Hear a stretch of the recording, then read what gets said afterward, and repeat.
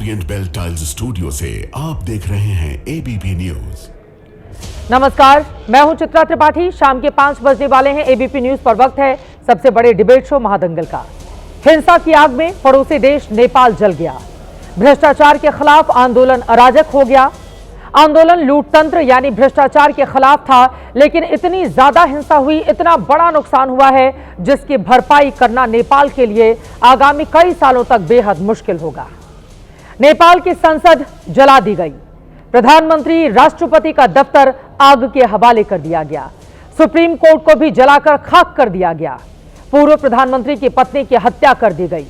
पूर्व पीएम शेर बहादुर देउबा और उनके परिवार पर हमला किया गया। हमने तस्वीरें देखी हैं कि किस तरह बुजुर्ग देउबा और उनकी पत्नी को भीड़ पीट रही थी। कई मंत्री भीड़ के हिस्से का शिकार बन गए। 500 से ज्यादा सरकारी बड़ी बड़ी इमारतें जला दी गई, जमींदोज कर दी गई। नेपाल में हुई इस हिंसा को लेकर अब भारत में विपक्ष के नेता राजनीति की रोटी सेकने में लग गए हैं। विपक्ष के नेताओं को आशंका है कि भारत में भी नेपाल जैसे हालात हो सकते हैं। कांग्रेस, समाजवादी पार्टी, उद्धव ठाकरे की पार्टी के नेताओं को नेपाल के हिंसा में राजनीति का अवसर नजर आ रहा है और वो लगातार उकसाने वाले बयान दे रहे हैं, सोशल मीडिया पर उकसाने वाले ट्वीट कर रहे हैं। भड़काऊ बयानबाजी लगातार जारी है। विपक्ष के नेता ये भूल रहे हैं कि नेपाल में जो हुआ उसे अराजकता की श्रेणी में रखा जाएगा, जो ना किसी सरकार के लिए ठीक है, न ही जनता के लिए और न ही उस देश के लिए, क्योंकि नेपाल में हिंसा से जो नुकसान हुआ है उसकी भरपाई आखिरकार जनता के पैसे से ही होगी भी या नहीं हो पाएगी, ये कहना बेहद मुश्किल है। सवाल यह है कि क्या नेपाल की हिंसा भारत में विपक्ष के लिए राजनीति का अवसर लेकर आई है? क्या नेपाल की भारत से तुलना करना ठीक है? जिस तरह के ट्वीट लगातार किए जा रहे हैं विपक्षी दलों के कई चेहरों की ओर से, सवाल यह पूछा जा रहा है कि अपनी राजनीति को चमकाने के लिए देश को अराजकता की आग में क्या झोंक देना चाहते हैं?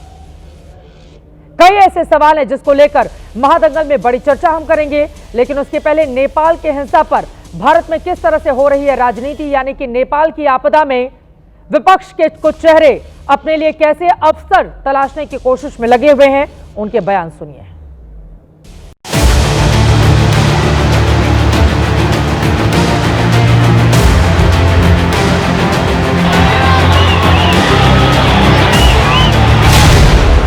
आग जो है नेपाल में लगी है, ये तानाशाही के खिलाफ मंत्री उनको सड़क पर पकड़ कर लोगों ने मारा है, घर जलाए।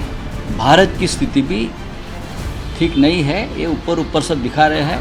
लोग अंदर बहुत अस्वस्थ और असंतोषी है।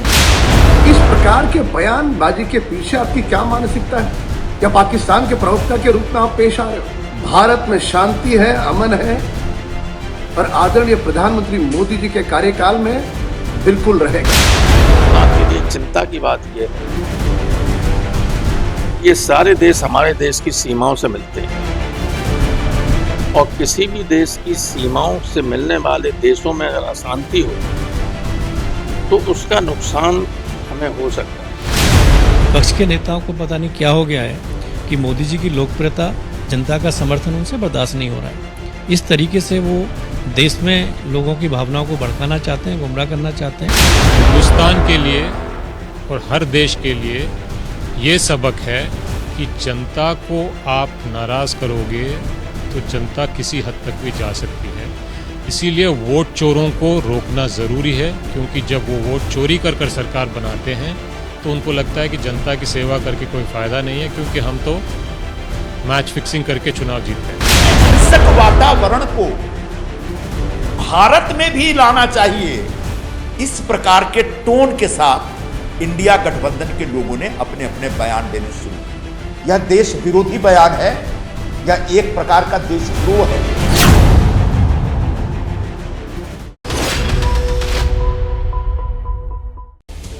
तो नेपाल की आपदा में भारत में राजनीतिक दलों के लिए अवसर तलाशने की कोशिश के तहत एक के बाद एक ऐसे घृणास्पद ट्वीट किए जा रहे हैं जिन्हें आप पढ़ेंगे, देखेंगे, सोचेंगे, समझेंगे तो आपको ये यकीन हो जाएगा कि कुछ ऐसे चेहरे हैं जो इस देश के खिलाफ काम करते हैं, जो देश के भीतर अराजकता पैदा करना चाहते हैं, जो देश में चाहते हैं कि हमारी सुप्रीम कोर्ट, हमारी संसद भवन, देश के अलग अलग हिस्से जल उठें और वो नेपाल की तरह खाक हो जाएं। वो कौन से चेहरे हैं एक एक करके बेनकाब करने वाले हैं, उनके ट्वीट भी आप तक पहुंचाएंगे। लेकिन नेपाल का हाल देखिए, संसद में आगजनी जिसमें पक्ष और विपक्ष के तमाम लोग बैठा करते थे, उसको भी प्रदर्शनकारियों ने आग के हवाले कर दिया। कई ऐसे सवाल हैं जिसको लेकर चर्चा करेंगे। खास मेहमान जुड़ चुके हैं, उनका तारुफ परिचय आपसे करवा देती हूं। अभिषेक झा जी, प्रवक्ता जेडीयू के हमारे साथ हैं। सुरेंद्र राजपूत जी, प्रवक्ता कांग्रेस पार्टी के जुड़ चुके हैं। कंचना यादव जी, आप प्रवक्ता आरजेडी के हमारे साथ हैं। कृष्णा हेगड़े जी, प्रवक्ता शिवसेना शिंदे गुट से जुड़ चुके हैं। साजिद सुपारीवाला, नेता शिवसेना उद्धव गुट से आपको टीवी स्क्रीन पर दिखाई दे रहे हैं। शुभ्राष्टा राजनीतिक विश्लेषक हैं, वो भी हमारे साथ जुड़ चुके हैं। सभी का बहुत बहुत स्वागत है। सबसे पहले सुरेंद्र राजपूत जी, आपसे ही शुरुआत करते हुए, आपके ट्वीट की लंबी फहरिस्त है। नेपाल में जो जल रहा है, जो हो रहा है, उसको देखकर सुरेंद्र राजपूत बहुत खुश हो रहे हैं। वैसी अराजकता वो चाहते हैं हिंदुस्तान के भीतर भी पैदा हो जाए। सुरेंद्र राजपूत ने एक दिन पहले ट्वीट किया, चीन के दोस्त प्रधानमंत्री, नेपाल ने इस्तीफा दिया, अगला नंबर आपका है। उसके बाद वो लिखते हैं, वित्त मंत्री को दौड़ा दौड़ा कर पीटा गया। और उसके बाद एक के बाद एक करके न जाने कितने ट्वीट उनकी ओर से। नेपाल में नारे लग रहे हैं, वोट चोर गद्दी छोड़, और भी बहुत सारी बातें यहां पर उनकी ओर से लिखी गई हैं। सुरेंद्र राजपूत जी, जिसको भारत से, इस देश से प्यार होगा, क्या ऐसा कोई भी नागरिक आपके जैसा ट्वीट करेगा देश को लेकर? सुरेंद्र राजपूत जी, नेपाल 20 साल पीछे जा चुका है। नेपाल में सत्ता पक्ष के लोगों को अगर गद्दी छोड़ना पड़ा है तो विपक्ष के तमाम चेहरों के घरों को भी जला दिया गया है। एक पूर्व प्रधानमंत्री, उनकी पत्नी को जिंदा जला दिया है अराजकतावादियों ने, और आप उससे तुलना कर रहे हैं हिंदुस्तान के सुरेंद्र राजपूत जी। अब ये दिन आ गए हैं आप लोगों के। बिल्कुल, ये अर्जुन सिंह हैं, भारतीय जनता पार्टी के प्रवक्ता हैं। अगर आप इनके ट्वीट को सुन लीजिए एक बार, और आईएनएस को दिया है चित्रा जी, ये स्पष्ट रूप से कह रहे हैं बंगाल, पश्चिम बंगाल यानी हिंदुस्तान में नेपाल जैसी अराजकता होगी तो मैं उसका साथ दूंगा। ये भारतीय जनता पार्टी के एमपी हैं। अगर आपको नहीं क्या नाम वो हो रहा है तो आप मेरे इस ट्वीट को भी एक बार जरा देख लीजिए। हाँ, अगर आप बोल रहे हैं तो आप मैं इस चीज को लानत भेजती हूँ ऐसे एमपी को। मैं आलोचना करती हूँ उनकी, अगर वो इस तरह की बातें कर रहे हैं तो। आप लोकतंत्र में चुनाव में जाइए और चुनाव जीतिए। सुरेंद्र राजपूत जी, जब मिलेंगे ये नेताजी, सांसद जी, मैं उनकी क्लास लगा दूंगी। सुरेंद्र राजपूत जी, पहले आपकी बात हो जाए, पहले आपकी बात हो जाए, पहले आपकी बात हो जाए। सुरेंद्र राजपूत जी, पहले आपकी बात हो जाए। सुन लीजिए ना। हाँ, मेरा भी आप देख लीजिए। आइए, हम आपको वो भी दिखाते हैं। हाँ, दिखाना क्या है मेरे हमने सामने? तो कोई भी एक दिखाना गलत क्या है नहीं मेरे किया, सामने? ना हमने पढ़ के मैंने सुना दिया जो आपने लिखा है। हाँ, मैंने कुछ भी एक शब्द गलत नहीं लिखा, एक शब्द भी। और मैंने कहा जो चीन का यार है वो देश का गद्दार है। हाँ, और मैं फिर से दोहराता हूं आपके चैनल पर, हाँ। जो चीन का यार है वो देश का गद्दार। सुरेंद्र राजपूत ने लिखा, चीन के दोस्त प्रधानमंत्री नेपाल ने इस्तीफा दे दिया, अगला नंबर आपका है। उसके बाद आप लिखते हैं, वित्त मंत्री को दौड़ा दौड़ा कर पीटा गया। क्या बताना चाहते हैं सुरेंद्र राजपूत? क्या बताना चाहते हैं? देश के भीतर अराजकता पैदा करना चाहते हैं आप? देश के भीतर अराजकता पैदा करना चाहते हैं? बिल्कुल कह रहे हैं, बिल्कुल बोल रहे हैं। शर्म नहीं आ रही है सुरेंद्र राजपूत जी आपको? बिल्कुल लिखा। अरे मैंने शर्म आनी चाहिए तुम्हें चित्रा त्रिपाठी। एक सेकंड, ये तू तड़ाक की भाषा कहीं और बोलिएगा। चीन के यारों को तू तड़ाक की भाषा कहीं और बोलिएगा। बिल्कुल, ये तू तड़ाक की भाषा कहीं और बोलिएगा। ये तू तड़ाक की भाषा कहीं और बोलिएगा। ठीक है, एक्सपोज हो रहे हैं, एक्सपोज हो रहे हैं, एक्सपोज हो रहे हैं आप, एक्सपोज हो रहे हैं आप। भारत विरोधी अगर कोई ट्वीट करेगा, भारत में अराजकता पैदा करने की कोशिश करेगा, बिल्कुल ये गद्दारी है, ये बिल्कुल गद्दारी है, बिल्कुल गद्दारी है, बिल्कुल गद्दारी है। तू तड़ाक कर लीजिए सुरेंद्र राजपूत जी, एक्सपोज हो रहे हैं आप, एक्सपोज हो रहे हैं आप। अराजकता से सत्ता नहीं मिलेगी हिंदुस्तान की, अराजकता से सत्ता नहीं मिलेगी। तू तड़ाक की भाषा इस्तेमाल करके महिला एंकर के खिलाफ, उसके बाद आप बता रहे हैं कि मैं सम्मान करता हूं, नहीं चाहिए ऐसा सम्मान। देश का सम्मान सबसे पहले है।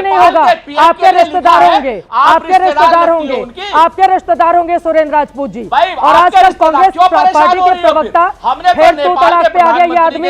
सुरेंद्र राजपूत जी, सुरेंद्र राजपूत जी, सुरेंद्र राजपूत जी, आपसे ज्यादा बदतमीजी से बात कर सकती हूँ मैं, लेकिन मेरी लक्ष्मण रेखा है, इसीलिए एकदम जुबान संभाल के बात कीजिए। एक नेशनल चैनल की महिला एंकर से बात कर रहे हैं आप, एक नेशनल चैनल की महिला एंकर से बात कर रहे हैं आप सुरेंद्र राजपूत जी। दर्शक जाएं और इस आदमी का सोशल मीडिया थमा ले, दर्शक जाएं इस आदमी का सोशल मीडिया थमा ले। अभिषेक जाजिया फिर भी आपके पास आते हुए। हेलो मिस्टर राजपूत, मैंने एकदम कहा ना, तमीज से, चित्रा त्रिपाठी जी, एकदम तमीज भारतीय से, जनता पार्टी की एकदम एजेंट हो तमीज गई। से, एकदम तमीज से, एकदम तमीज अरे से, तमीज से नेपाल आप से रहिए। इतना प्यारे जाकर रहिए तमीज से नेपाल आप में, रहिए, चित्रा एकदम त्रिपाठी तमीज जी। से।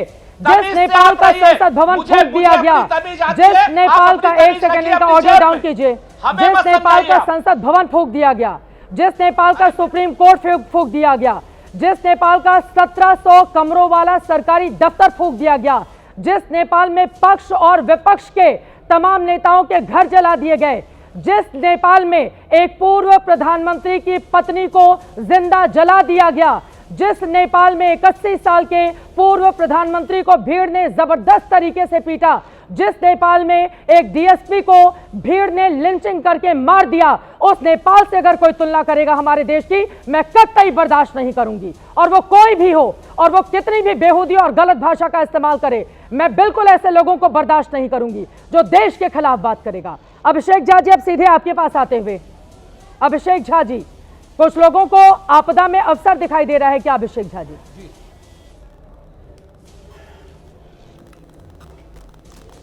अभी तो आपकी डिबेट में जिस तरह की घटना घटी उसको सुनकर मन इतना दुखी हुआ चित्रा जी, अभी तो हम नेपाल की तस्वीरों के दुख से नहीं उभरे थे।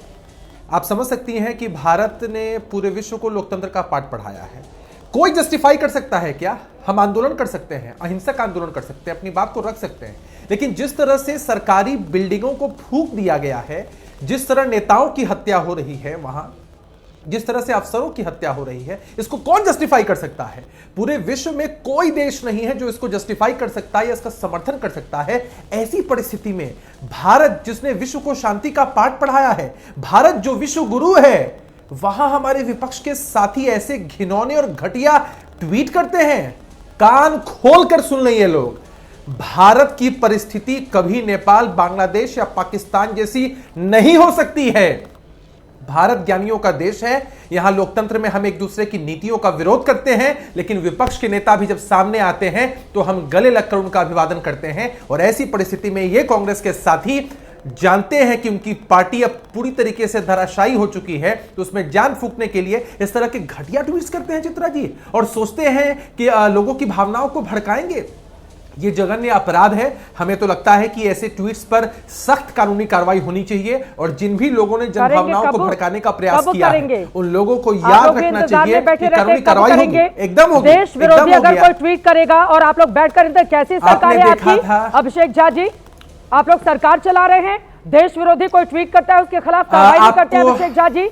बैठ के ये लोग भावनाओं को भड़काएंगे, भीड़ को भड़काएंगे, युवाओं के जहन में जहर भरेंगे। आप लोग कैसी सरकार चला रहे हैं अभिषेक झा जी? सवाल पूछ लिया, आप पूछ लिया सवाल मैंने, कैसी सरकार चला रहे हैं? किसी को नहीं छोड़ेंगे। आपको याद होगा जब प्रधानमंत्री जी की मां को मंच से गाली दी गई थी, आपने इसी तेवर में मुझसे सवाल पूछे थे। आज कहां है वो लोग? सब कुछ ट्रेस होता है और एकदम नियम संगत कार्रवाई होगी, चाहे वो कोई भी व्यक्ति क्यों ना हो, किसी को बख्शा नहीं जाएगा। आप अगर कानून तोड़ेंगे और सोचेंगे कि हम कांग्रेस के वरिष्ठ और वरीय नेता हैं, तो भी नहीं बच पाएंगे। एक एक व्यक्ति पर कार्रवाई चित्रा जी होगी, मैं आपको आश्वस्त कर देता हूं, क्योंकि इस तरह की चीजों को हम कतई बर्दाश्त नहीं कर सकते हैं। राजनीति अपनी जगह है, विंग कमांडर लेकिन देश हित पर कोई सवाल उठाएगा ये गलत है। और कई बार हमारे साथ भी उन्होंने डिबेट में हिस्सा लिया है। नेपाल के वित्त मंत्री को सड़क पर दौड़ा कर पीटा गया, उस वीडियो को लगाकर कांग्रेस पार्टी की ये प्रवक्ता है। आप जरा सोचिए, सरकारें आएंगी जाएंगी, कोई भी प्रधानमंत्री बनेगा, बहुत सारे बने, बहुत सारे चले भी गए, लेकिन देश सबसे पहले होना चाहिए। लेकिन कांग्रेस पार्टी के कुछ ऐसे चेहरे हैं जिनके दिमाग में ये बात नहीं आ रही है। अनुमा आचार्य विंग कमांडर एयरफोर्स में रही हैं, अब पता नहीं राजनीति में आने के बाद इनका दिमाग कहां है। उनकी ओर से नेपाल के वित्त मंत्री को जो दौड़ा कर मारा गया है, उसके बाद वो लिख रही हैं, ऐसे ही सोचने में आया कि साड़ी में दौड़ना मुश्किल हो सकता है। अभिषेक झा जी ये लिख रही हैं, साड़ी में दौड़ना मुश्किल हो सकता है। किसके लिए लिख रही हैं ये? कितना घृणित बयान है, कितना घृणित बयान है। और जिस ओर इशारा कर रही हैं, मैंने कहा ना कि एक एक बयान की विश्लेषण की तफ्तीश हम करेंगे। आप कैसे किसी ऐसे देश की तुलना जहां इस तरह का अराजक माहौल है, हमारे देश जो शांति प्रिय है और जहां आंदोलन भी होते हैं तो एक सलीके से होते हैं, आपने एक से एक आंदोलनों को कवर किया है। बड़े बड़े आंदोलन हुए हैं, बहुत संख्या में भीड़ जुटी है, लोग जुटे हैं, लेकिन इस तरह की चीजें कतई नहीं हुई हैं। और मैं तो बहुत शुद्ध हूं और जिस तरह से आपने जब ऐसे व्यक्ति जिसने इस तरह की घटिया ट्वीट को किया उनसे सवाल ऑन स्क्रीन पूछा तो किस तरह से तू तड़ाक की भाषा पर उतर जाते हैं, किस तरह से मीडिया के ही दुश्मन बन जाते हैं। तो कुल मिलाकर हमें लगता है कि लोकतंत्र में सत्ता पक्ष तो बहुत मजबूती से, मुस्तैदी से इस लॉ एंड ऑर्डर को मेंटेन करने में हमेशा लगा रहता है। मीडिया की भी बहुत बड़ी भूमिका है। मैं आपको धन्यवाद देता हूं कि आप भी कड़े शब्दों में इसकी निंदा और भर्त्सना करिए। सरकार की जवाबदेही बनती है कि इस तरह से जो लोग माहौल खराब करना चाहे यहाँ पर दर्शकों को मैं बता चलूं, कार्रवाई करेंगे। ठीक है, मैं आ रही हूं। नेपाल में जो हुआ भ्रष्टाचार के खिलाफ वो एक लड़ाई थी। जेन जी आगे आया, उसने लंबी लड़ाई लड़ी, लेकिन उसके बाद कुछ अराजक तत्वों ने, आप जरा सोचिए, क्या ये नेपाल का जेन जी है जो अपने संसद भवन को फूंक दे? और उसको फूंकने के लिए इतने लीटर पेट्रोल डीजल कहां से लेकर आया होगा? एक 5 स्टार बड़ा सा होटल फूंक दिया गया।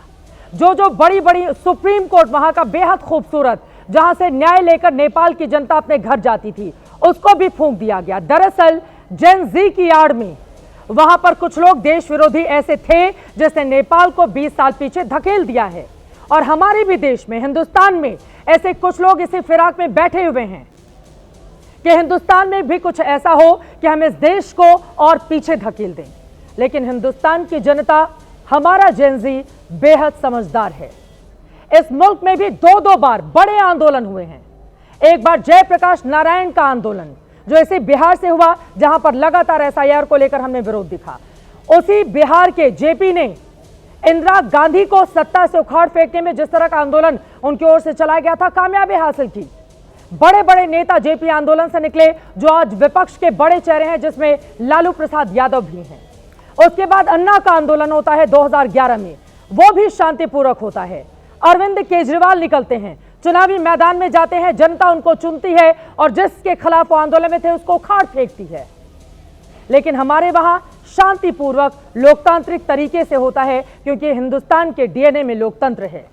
लेकिन जब पड़ोसी मुल्कों का उदाहरण देकर इस तरह की भाषा का इस्तेमाल किया जाता है तो उसका विरोध हर हिंदुस्तानी को, जो अपने मुल्क से, अपने देश से, इस हिंदुस्तान से, भारत से प्यार करता है, उसको करना ही होगा।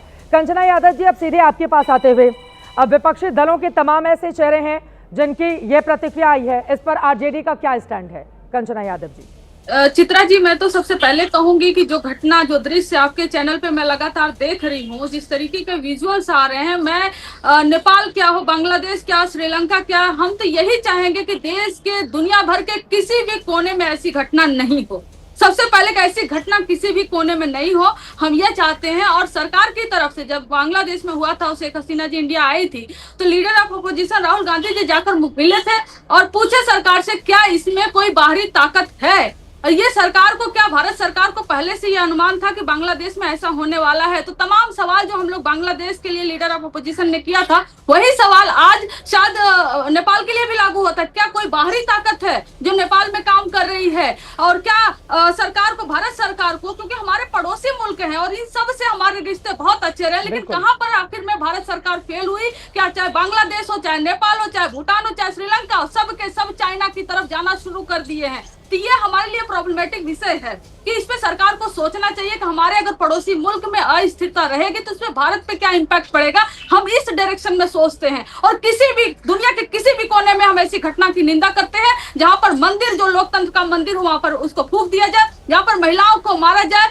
कूटा जाए, जिस तरीके से मंत्रियों को मारा गया। लेकिन इसकी शुरुआत कहां से होती है कि आज अभी चित्रा जी आपकी डिबेट में सुन रही थी, ठीक है, कांग्रेस के प्रवक्ता को सब मिलकर कंडेम करें, लेकिन एक बात मेरे से बताइए कि अगर हम प्रधानमंत्री नरेंद्र मोदी जी से हम कोई सवाल पूछते हैं विपक्ष के नाते, या जनता से कोई सवाल पूछता है, तो सीधे उसको देश से क्यों जोड़ दिया जाता है? प्रधानमंत्री है, सवाल करने का हक है हमारा, लेकिन प्रधानमंत्री जी से सवाल पूछना, देश से सवाल पूछना कैसे हो जाता है? प्रधानमंत्री जी से सवाल पूछना, हम आतंकवादी कैसे हो जाते हैं, देशद्रोही कैसे हो जाते हैं? कोई पत्रकार उनके खिलाफ लिख दे तो जेल में कैसे भेज दिया जाता है? और जहां तक बात किसान आंदोलन में, हम सब ने देखा, पूरे देश ने देखा कि ऐसी नजीर प्रधानमंत्री जी ने पेश की कि कांटे तक, कील तक ठुकवा दिए थे, रास्ते में गोली चली थी, बारूद चला था। और ठंड के मौसम में आप जदयू के प्रवक्ता उनसे पूछिए कि ठंड के मौसम में आप सब ने चलाया था कि जब प्रोटेस्ट चल रहा था एसएससी स्टूडेंट का, तो उन पर किस तरीके से पानी फेंका गया था ठंड के मौसम में और लाठियों से पीटा गया था। हमारा यही कहना है चित्रा जी कि किसी भी लोकतंत्र में शांतिपूर्वक प्रदर्शन होता है और होता रहता है, चाहे वो हमारी सरकार रही हुआ है, चाहे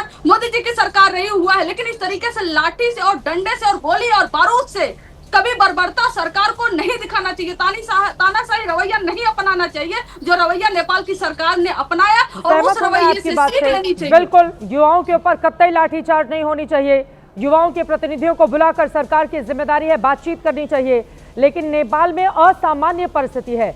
शुभ्राष्टा जी, अब सीधे आपके पास आते हुए उसके बाद महाराष्ट्र के मेहमानों के पास जाऊंगी।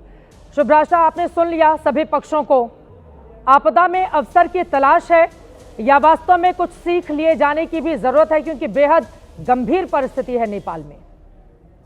देखिए चित्रा जी, मैं लगातार इस विषय को थोड़ा और ब्रॉडर फलक पर देखते हुए मैं लगातार लिख रही हूँ, लगातार बात कर रही हूँ कि जो हमारे देश का विपक्ष है उसने दो नैरेटिव पे काम करना शुरू किया है। एक नैरेटिव है कि हमारी जो कॉन्स्टिट्यूशनल बॉडीज हैं, जो भी संस्थान है हमारे, उनकी स्वायत्तता पर और उनके विवेक पर पहले प्रश्न उठा करके इस पूरी नैरेटिव को खारिज कर देना जो जनता के द्वारा, जो लोकतंत्र के द्वारा न केवल समर्थित है बल्कि लोकतंत्र के द्वारा दिया गया है।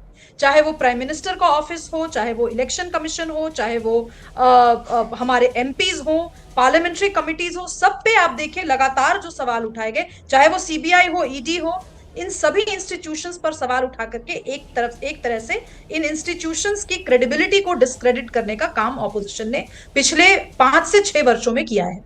दूसरा जो पक्ष है वो आज जिस तेवर में सुरेंद्र राजपूत जी ने आपसे बात की, वो मूलतः सुरेंद्र राजपूत जी की चित्रा त्रिपाठी से बातचीत नहीं थी, वो बातचीत विपक्ष की देश के मीडिया से थी। आप याद कीजिए, आज से पहले भी चित्रा जी 2012 में भी, 2010 में भी, 2009 में भी बहुत सारे पॉलिटिकल एनालिस्ट बैठते थे टेलीविजन पर, हमें पता नहीं होता था कि उनकी पॉलिटिक्स क्या है। तब वो क्लियर नहीं करते थे, वो कहीं मेंबर हुआ करते थे, एनएससी के मेंबर होते थे, वो किसी के पीएस हुआ करते थे और सब बतौर प्रवक्ता बनकर के आते थे एक पर्टिकुलर आइडियोलॉजी का। आज कम से कम यह तो है कि हम अपनी पॉलिटिक्स हम अपने बांध करके बाजू में चलते हैं, जनता दिग्भ्रमित नहीं होती। इनको वही समय चाहिए कि नेता, प्रवक्ता, देश के एंकर, देश की मीडिया सब बैठ करके कैबिनेट डिसाइड कर रही हो, बस लोगों को नहीं पता हो। ये चीज चूंकि हुई है इसीलिए आप पर अटैक किया गया है। मैं फिर से क्लियर करूं, सुरेंद्र जी, हंसने की बात नहीं है, हम सब इस झांसे में थे। मैं नाम नहीं लेना चाहती कि फलाना सोशल एक्टिविस्ट बड़ा बढ़िया काम कर रहे हैं, बाद में जब खुलासा होता है तो पता चलता है कि अरे ये तो सोशल एक्टिविस्ट थे ही नहीं, ये तो पॉलिटिकल एंटरप्रेन्योर थे, अरे ये तो सोशल एक्टिविस्ट नहीं थे, इन्होंने तो बकायदा एनएससी में मेंबर ले रखी थी। तो ये जो विश्लेषण का काम था, ये जो मीडिया का काम था, इस पर जिस तरीके से एक आइडियोलॉजिकल ग्रुप ने कब्जा किया था, बस उसका विघटन है। और इसीलिए ये सवाल मुझ पे उठाए जाएंगे, आप पर उठाए जाएंगे, सब पर उठाए जाएंगे। अब हर व्यक्ति की तो इतनी कुव्वत नहीं है और हर व्यक्ति का इतना शील भी नहीं है कि वो पार्टी का प्रवक्ता गले में वो पट्टा बांध करके आदमी बैठे। भाई किसी को नहीं करनी राजनीति, मत करने दीजिए ना। ठीक है, ठीक है, जरूरी भी तो है कि देश में स्वतंत्र आवाजें हो। सुरेंद्र जी, मैंने आपको गले में पट्टा बांधा होगा सुभ्राष्टा आपने, आपके साथियों ने। एक बात मैं क्लियर कर दूं, गले के पट्टे की आप क्या बात कर रही हैं? गले के पट्टे की आप क्या बात कर रही है? ये भाषा है आपकी? पट्टा नहीं पहनते आप नहीं पहनते, मैं नहीं पहनती। गले में पट्टा आपने बांध रखा होगा, आपके आकाओं का। गले में हमने कोई पट्टा नहीं बांध रखा, कांग्रेस के पट्टा बांध के नहीं चलते। सुरेंद्र जी, मुझ पे ठीक है, गले में पट्टा आप जैसे लोगों ने बांध रखा है।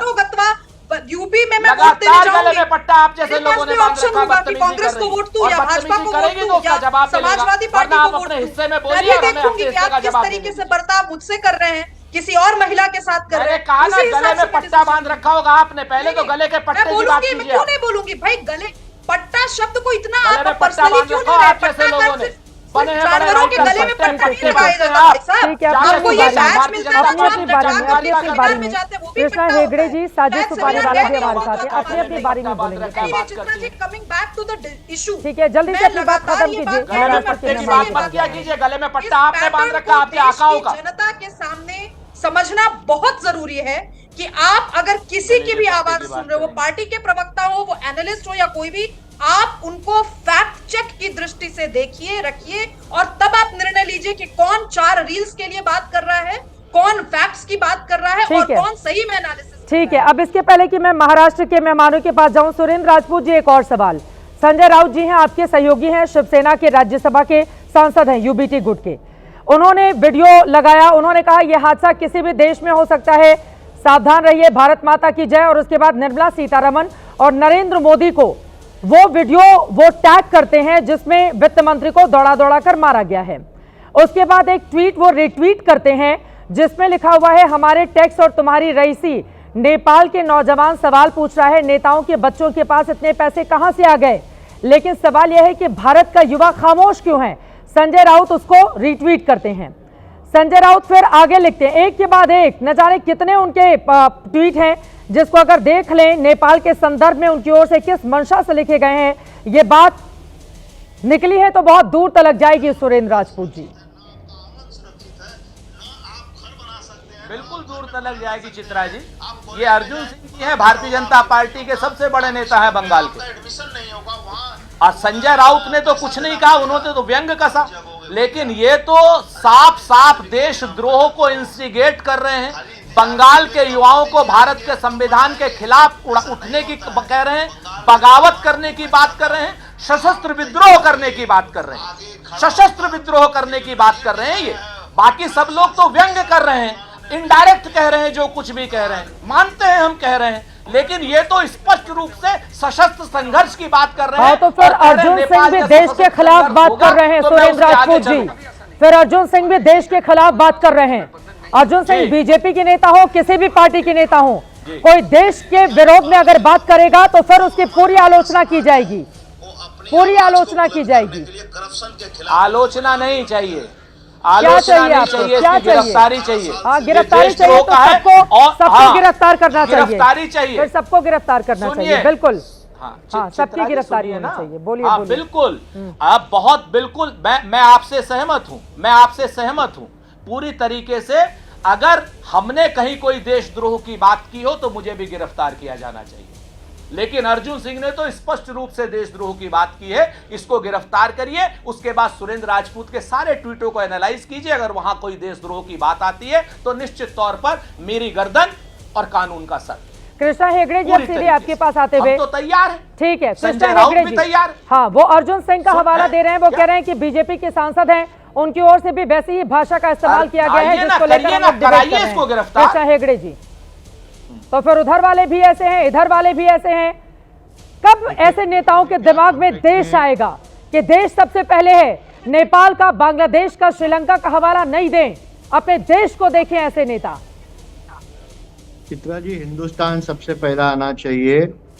और दूसरी बात यह है कि कांग्रेस के नेता, विपक्ष के नेता और संजय राउत ये पाकिस्तान की भाषा बोल रहे हैं, देश विरोधी भाषा बोल रहे हैं, देश का माहौल खराब करने की कोशिश कर रहे हैं, अस्थिरता पैदा करने की कोशिश कर रहे हैं, और देश में जो विकास और प्रगति हो रही है ये देख नहीं सकते। देश में जो सक्षम नेतृत्व है इनको खटकता है, इसके लिए रोज ऐसे बयान देते हैं। इसके पहले भी ऑपरेशन सिंदूर में इन्होंने पाकिस्तान की भाषा बोली थी, कुछ नई बात नहीं है, और इसके लिए देश की जनता ऐसे लोगों को कभी माफ नहीं करते। संजय राउत को हम सीरियसली नहीं लेते। पिछले 3.5 साल से, 4 साल से लोग कुछ भी बोल रहे हैं, लेकिन देश जो है वो सबसे पहले आता है। और कोई देश के खिलाफ अगर बोलेगा, स्पेशली ये नाजुक क्षणों में, तो फिर इनके ऊपर कार्रवाई की जानी चाहिए। वो फिर वो सुरेंद्र राजपूत हो या फिर वो संजय राउत हो। तो अर्जुन सिंह के लिए भी बोल लीजिए थोड़ा। हर बार संजय राउत ऐसे भाषा कर रहे हैं। इस बार उन्होंने वित्त मंत्री को भी टैग कर दिया, प्रधानमंत्री को भी टैग कर दिया है। और उनका क्या बोलने का मतलब है? उन्होंने ऐसा स्पष्ट किया है कि 75 साल के जो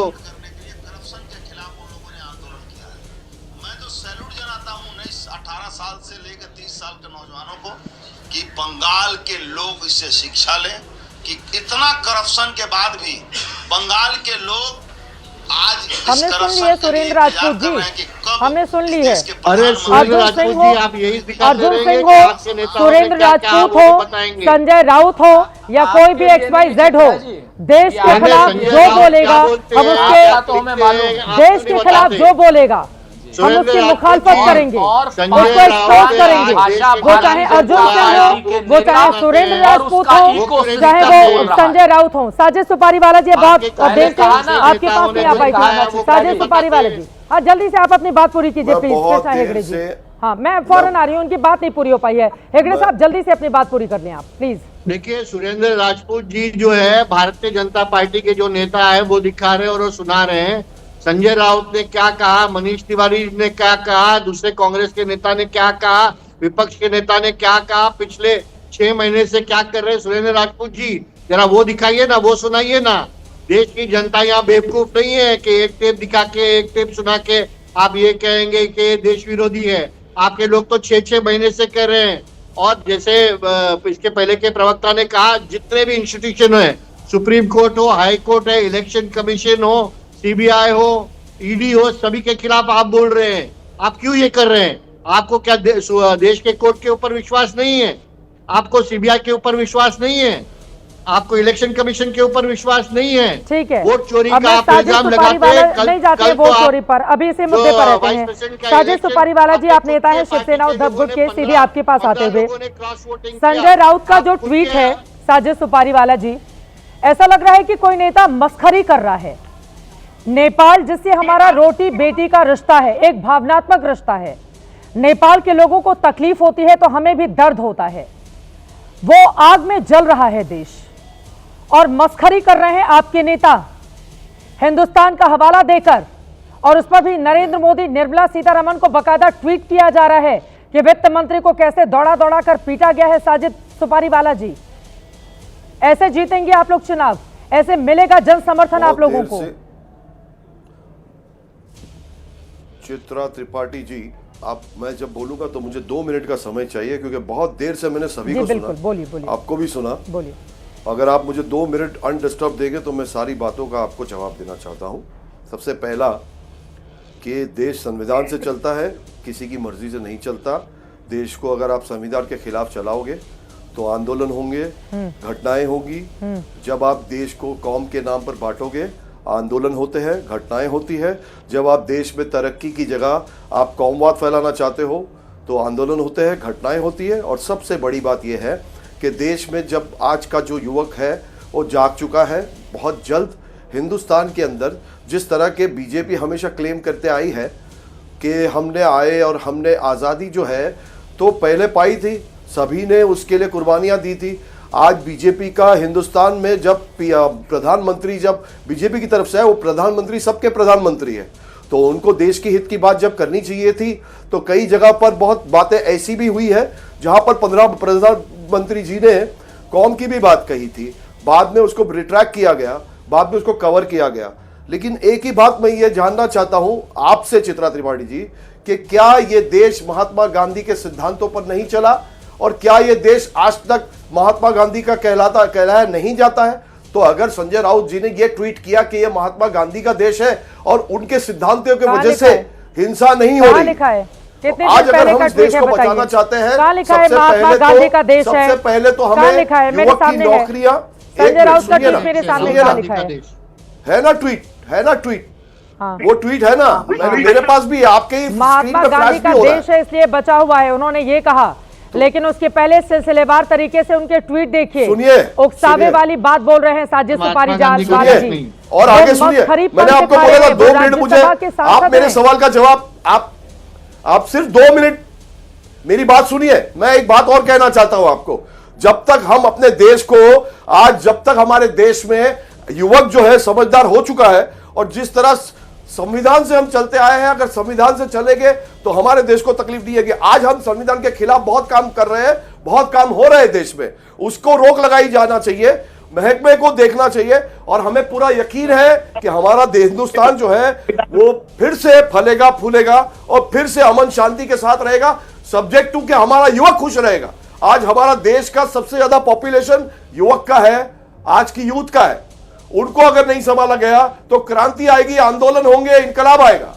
इससे पहले कि मेरा युवक यहां से भटके, रास्ते से भटक जाए, उसकी पहले पढ़ाई का, उसकी नौकरियों का बंदोबस्त करना पड़ेगा, ना कि कौमवादी में जाना पड़ेगा, ना कि इनको कौम के, जाति के, धर्म के नाम पे इनको अलग करने से बेटर है कि पहले हम अपने देश के युवक को संभालें। ये इशारा है, ये हमको देखकर सीख लेनी है। ये नेपाल में जो हुआ है वो दर्दनाक है, हम खुद उससे पीड़ित है, हमें खुद को तकलीफ हो रही, लेकिन हमें अगर उस लेवल पे नहीं पहुंचना है तो पहले हमको अपने आप को बदलना होगा, हमें एक होना होगा, हमको पार्टी के उसको पहले समझ के चलना होगा कि हम पार्टी में जो है पार्टी की सिर्फ नीतियां लेके नहीं चल रही है, ये नीति लेके चल रही है कि देश की तरक्की कैसे होगी। कहां की बात आप कहां लेकर गए? नेपाल से भारत की तुलना की जा रही है। सही तो बोल रहा हूं, मैंने क्या गलत कहा? अलग समस्याएं, कहा की बात लेकिन जब दुनिया का आपको सही लगता है, नेपाल से भारत की तुलना नहीं की जा सकती। और साजिश सुपारी वाला जी, आपकी जानकारी के लिए बता दूं, कौन कर रहा है? जिस संसद भवन को जलाया है ना नेपाल के, खराब अगर वो होगा तो जिन भी लोगों ने उनको जेन जी कहना ठीक नहीं होगा, क्योंकि जेन जी अपना संसद भवन जलाने नहीं जाता। जिन भी लोगों ने नेपाल का संसद भवन जलाया है ना, उसमें नेपाल का संविधान भी रखा था। साजिद सुपारी वाला जी, इस बात को नहीं भूलना चाहिए। हम नेपाल नहीं हैं, हम भारत हैं, हम नेपाल नहीं हैं। लेकिन मस्खरी पर नहीं दिखाना चाहिए नेताओं को। जब मुद्दा गंभीर हो तो उसी गंभीरता के साथ बात करना होगा, उसी गंभीरता के साथ।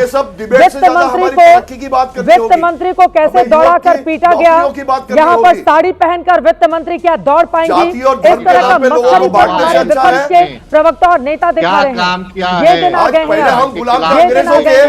अब हम गुलाम है ऐसे नेताओं के जो कौम के ऊपर झगड़ा करवाते, जाति के ऊपर झगड़ा करवाते, हम उनके गुलाम बन चुके हैं। ठीक है, फिर तो आपको अंग्रेजों के गुलाम थे। उद्धव ठाकरे की पार्टी का इतिहास पढ़ लेना चाहिए अच्छे से, फिर आपको पता चल जाएगा कि धर्म के नाम पर या जाति के नाम पर शुरुआत कहां से हुई थी महाराष्ट्र में। पढ़ चुके हैं और उसी सिद्धांतों पर चल रहे हैं हम। ठीक है, शुभ राष्ट्र हमारी पार्टी के सिद्धांतों पर ही चल रहे हैं। राजपूत जी, उसके बाद में आ रही हूँ। शुभ राष्ट्र। चित्रा जी, समस्या तब होती है जब सिलेक्टिव तरीके से इतिहास में और जो रिसेंट इवेंट्स होते हैं उनको कंपेयर करने की कोशिश की जाती है। ये बात ठीक है कि नेपाल के युवाओं ने आंदोलन किया, लेकिन क्या ये बात ठीक नहीं है कि यहाँ के युवाओं ने सिर्फ केवल आंदोलन किया ही नहीं, सत्ता पक्ष को बिल्कुल आमूलचूल हटा दिया था। आप देखिए जेपी आंदोलन, देखिए वहां के लीडर्स को देखिए, उसके पहले हम और चले स्वतंत्रता संग्राम में हमारे युवा थे।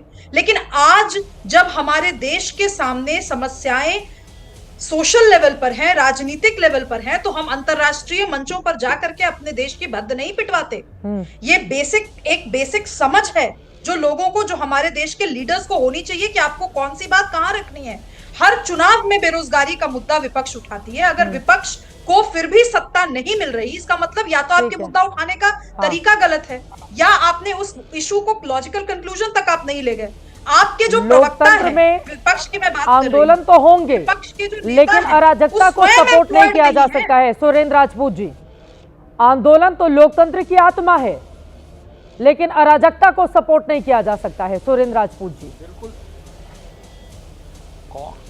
बिल्कुल सही कहा आपने। मैं 100% आपसे सहमत हूँ। लोकतंत्र में आंदोलन होंगे, अराजकता को सपोर्ट नहीं किया जा सकता। जिस अराजकता को 2011-12 में भारतीय जनता पार्टी ने, जनसंघ ने, आप पार्टी ने जिस इंडिया अगेंस्ट करप्शन की अराजकता को सपोर्ट किया, उसकी मजम्मत होनी चाहिए। जिस तरीके से जो आज नेपाल में हो रहा है, इससे पहले बांग्लादेश में हुआ, इससे पहले श्रीलंका में हुआ, वो भारत में कराने की कोशिश की गई थी तत्कालीन इस वक्त के सत्ताधारी पार्टी संघ, इंडिया अगेंस्ट करप्शन और आप पार्टी के द्वारा। ये तो सोनिया गांधी जी का, मनमोहन सिंह जी का रणनीतिक कौशल था, राजनीतिक सूझबूझ थी कि वो मुद्दा हम लोगों ने बढ़ने नहीं दिया। ये लोग तो चाहते थे कि हमारे बच्चे, हमारे छात्र गोली से मारे जाएं। शीला दीक्षित जी का तो आपने देखा था किस तरीके से बदतमीजियां की थी उनके साथ निर्भया केस में। चित्रा जी, आपको तो याद होगा ना। और जो सबसे बड़ी बात है, शुभ राष्ट्र अपने बारे में बोलिएगा। दूसरी बात मैं आपको बताऊं, जो 2011, 12 और 13 में जिस तरीके से भारतीय जनता पार्टी, संघ और आप पार्टी ने मिलकर के कांग्रेस की सरकार को बदनाम करने की कोशिश की दिल्ली में, वो हाल तो आज नेपाल में हुआ है। हमारा हाल तो 2011-12 में इतने की इजाजत देता है। आप तमाम मेहमानों का बहुत धन्यवाद हमारे साथ चर्चा का हिस्सा बनने के लिए। इंडिया अगेंस्ट करप्शन का जिक्र किया सुरेंद्र राजपूत जी ने। तो इंडिया अगेंस्ट करप्शन के जो मुखिया थे अरविंद केजरीवाल, अगर वो पहली बार राजनीति में कदम रखने के बाद मुख्यमंत्री बनते हैं तो उसके पीछे कांग्रेस पार्टी ही थी, क्योंकि जनता ने उनको पूरा बहुमत नहीं दिया था। कांग्रेस पार्टी ने अपना सपोर्ट देकर उनको दिल्ली का मुख्यमंत्री बनाया था। लेकिन इन सब के बीच नेपाल जल रहा है, उसकी तकलीफ को हर हिंदुस्तानी समझ रहा है। लेकिन देश के भीतर अगर नेपाल की आपदा में अवसर तलाशने की कोशिश की जाएगी तो हमारे देश का युवा इस बात को कतई स्वीकार नहीं करेगा। अटल बिहारी वाजपेयी ने एक वक्त पर जब अपनी सरकार छोड़ी थी, उन्होंने कहा था चिमटे से ऐसी सरकार को मैं नहीं छूना चाहूंगा। तब उन्होंने 2 लाइनें कही थी जो आज के जमाने में हर युवा को जरूर सुनना चाहिए। सरकारें आएंगी, सरकारें जाएंगी, लेकिन ये देश रहना चाहिए। और देश के खिलाफ अगर कोई भी बयान देता है, नेपाल की अराजकता का हवाला देकर देश के युवाओं को भड़काने का काम करता है, तो ऐसे लोगों को एक्सपोज करने की जिम्मेदारी भी हमारी और आपकी होनी चाहिए। इसी के साथ महादंगल में आज के लिए बस इतना ही। देश और दुनिया की तमाम खबरों के लिए आप देखते रहिए एबीपी।